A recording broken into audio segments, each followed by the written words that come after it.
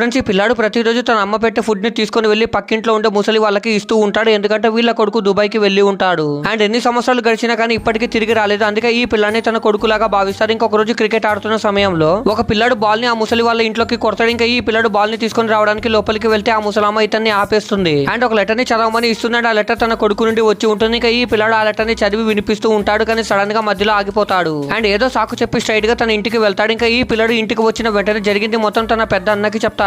And ఆ ముసలామ కొడుకు Dubai లో ఎక్కడో తప్పిపోయాడు అంటాడు. అది విని వీళ్ళన్న ఒక ప్లాన్ ని వేస్తాడు. ముందు ఈ వ్యక్తి హెయిర్ ని మంచిగా కట్ చేసి కలర్ ని వేసుకుంటాడు. అండ్ షేవింగ్ చేసుకుని నీట్ గా రెడీ అవుతాడు. ఇంకా ప్లాన్ ప్రకారం ఇద్దరు ఆ ముసలి వాళ్ళ ఇంటికి వెళ్తారు. ఇంకా ఈ ముసలి వాళ్ళకి మీ కొడుకు తిరిగి వచ్చాడని ఈ పిల్లాడు చెప్తాడు. దానితో వాళ్ళు చాలా సంతోషపడతారు. ఇంకా వీళ్ళు కొన్ని రోజుల వరకు ఈ డ్రామాని కంటిన్యూ చేస్తారు. కానీ ఒక రోజు నిజంగానే తన కొడుకు దుబాయ్ నుండి వస్తాడు. ఇంకా అప్పుడే ఏం జరిగిందో చూసే ముందు మీకు డబ్బుల కంటే మీ అమ్మ ప్రేమ గొప్పదని భావిస్తే వీడియోని లైక్ చేసి ఛానల్ ని సబ్స్క్రైబ్ చేసుకొని కమెంట్ లో లవ్ యూ మా టైప్ చేయండి. చివరికి వీళ్ళ యాక్టింగ్ గురించి మొత్తం తెలిసిపోతుంది. దాని తర్వాత రెండు ఫ్యామిలీ వాళ్ళు చాలా సంతోషంగా ఉంటారు.